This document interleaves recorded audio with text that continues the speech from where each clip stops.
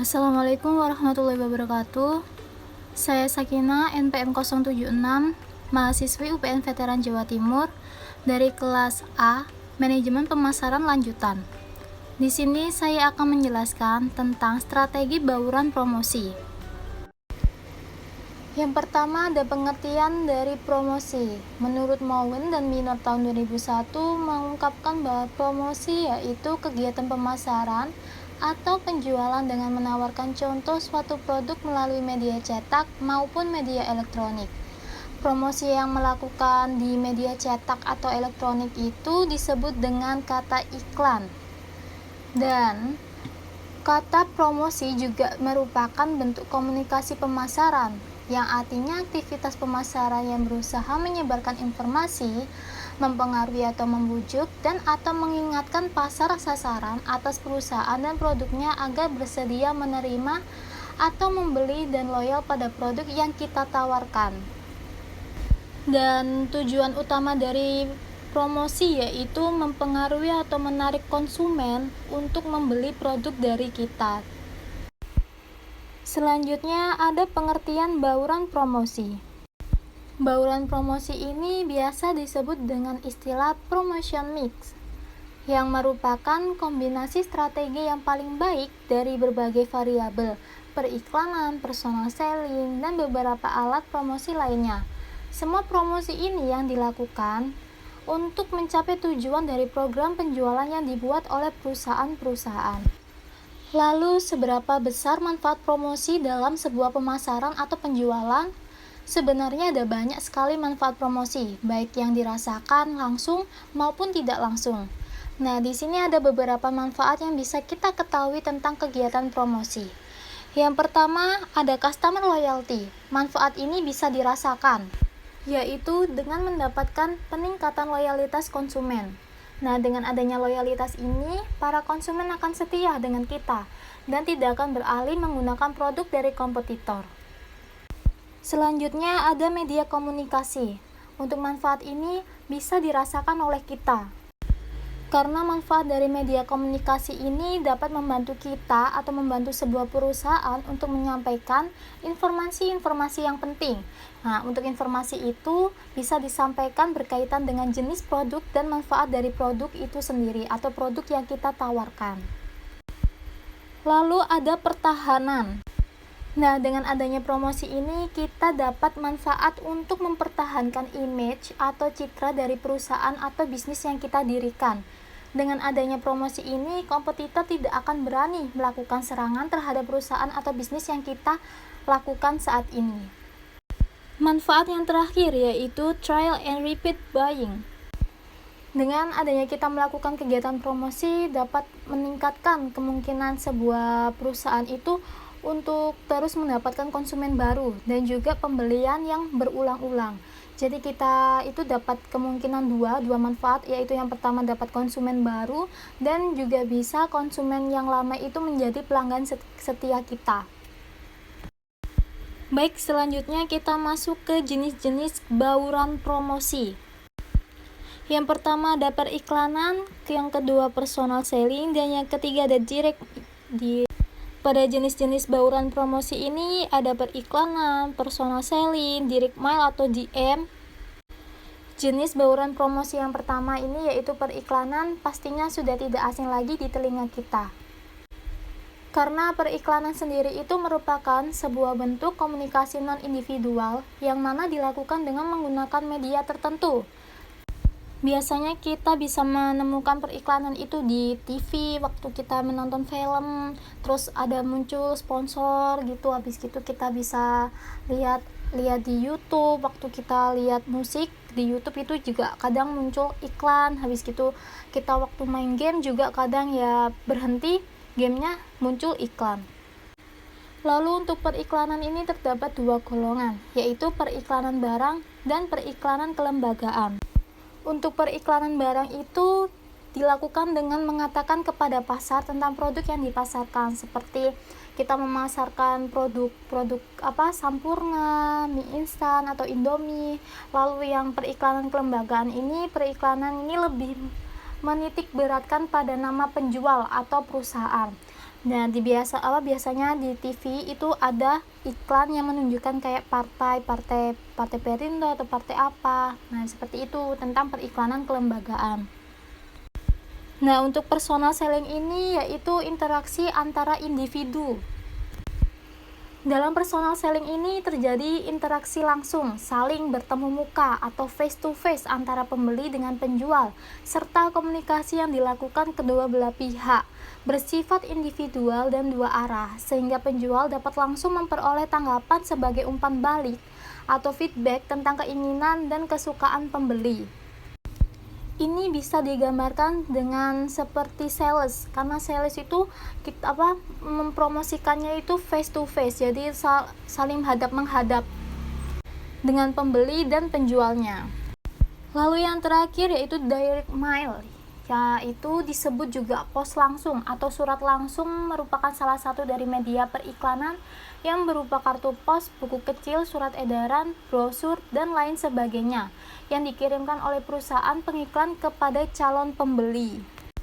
Nah, sekarang berhubung tahun 2022, kita itu di zaman now, kita bisa melakukan atau mengirim surat edaran kepada calon pembeli itu lewat email. Karena pengalaman saya itu pernah dikirimin tentang kayak poster itu lewat email saya, kadang juga bisa lewat DM Instagram saya. Nah, itu juga bisa dibuat promosi tanpa kayak kita jauh-jauh ke kantor pos itu juga bisa membutuhkan biaya untuk mengirimkan, kan karena kantor pos itu butuh biaya. Kalau semisal pembelinya tidak jadi beli atau tidak beli, itu kita rugi di ongkos kantor posnya. Nah, untuk lebih baiknya kita mencari kayak sumber atau email dari calon pembeli kita bisa langsung kirim softwarenya dari produk yang kita tawarkan tersebut. Itu lebih baik daripada kita mengirimnya lewat kantor pos. Nah, itu juga tidak merugikan biaya pengiriman brosur atau biaya pengiriman surat-suratnya. Nah, di sini ada cara membuat program promosi penjualan. Cara pertama yang dapat kita lakukan yaitu tentukan besar insentifnya. Mengetahui besar insentif ini sangat diperlukan oleh kita karena ini merupakan salah satu pokok penting dalam promosi. Jadi, jika besarnya insentif kita semakin tinggi, maka semakin meningkat juga minat customer untuk membeli produk yang kita tawarkan. Kita juga perlu mengetahui kalau semakin tinggi besaran intensif kita, maka perusahaan kita juga harus menyiapkan budget yang banyak juga.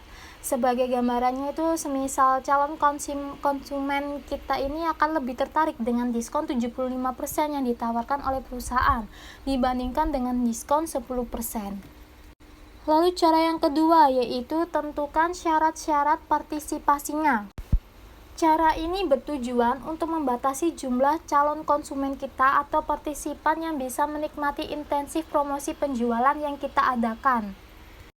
Jadi kita dapat memerlukan syarat-syarat kepada pembeli yang akan menikmati intensif promosi yang kita adakan.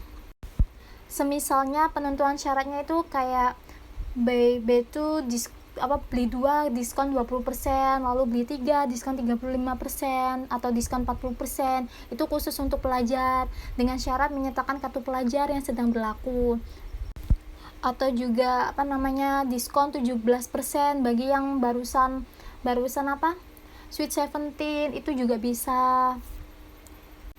Nah, jadi kita juga harus memiliki syarat-syarat tersebut untuk memiliki partisipasinya itu berapa. Jadi tidak semuanya dapat insentif dari kita.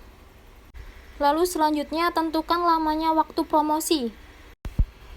Kita juga harus merencanakan berapa lamanya kita akan melakukan promosi tersebut. Karena ini bertujuan untuk memberikan batasan waktu kapan konsumen bisa menikmati promosi tersebut. Dengan mengetahui batas waktu promosi, konsumen ini akan mempertimbangkan untuk membeli produk yang dijual ini sejak dibukanya promo. Lalu yang keempat, tentukan sarana penyaluran untuk promosi. Sebenarnya ada banyak sarana yang dapat kita gunakan untuk promosi. Misalnya, kita bisa menggunakan berupa kupon. yang kita sematkan kepada kemasan produk atau diletakkan di dalam barang. Nah, dengan adanya sarana kupon ini, konsumen akan lebih tertarik untuk membeli produk yang kita jual. Tak hanya kupon, kita juga bisa memasukkan ke dalam kemasannya itu seperti uang. Karena karena menurut saya pernah melihat di sebuah TikTok itu terdapat kayak video tentang kemasan better. Nah, di dalam better itu ada uang. Nah, itu ramai sekali yang saya ketahui itu.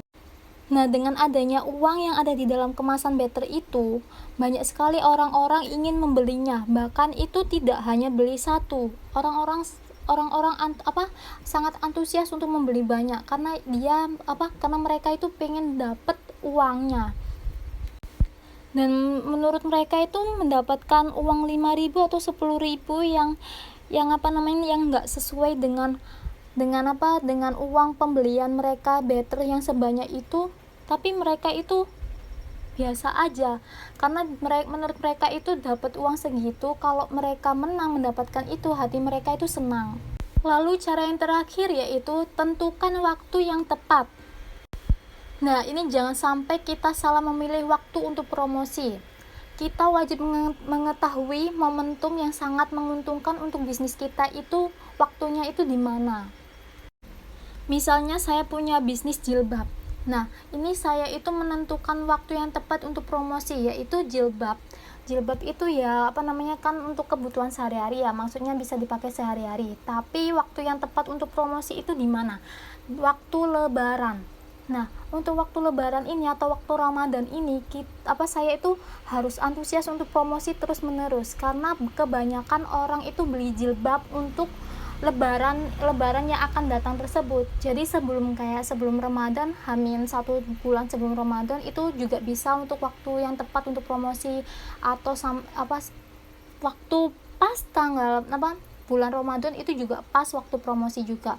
Cuma kalau semisalnya udah kelewat bulan Ramadan atau udah melalui lebaran, itu kebanyakan pasti kayak penjualan itu menurun karena orang-orang pastinya itu buat apa kalau di jilbab banyak-banyak, karena kan lebaran udah selesai. Nah, jadi waktu yang tepat untuk promosi jualan jilbab saya itu di lebaran itu, atau di di momen-momen waktu yang lain seperti lebaran Idul Adha atau yang lainnya gitu. Baik, sekian penjelasan saya mengenai strategi bauran promosi. Semoga penjelasan saya ini atau video ini bermanfaat bagi kita semua, dan saya minta maaf apabila saya melakukan kesalahan pengucapan atau salah saat menjelaskan atau salah kata, mohon dimaafkan. Wassalamualaikum warahmatullahi wabarakatuh.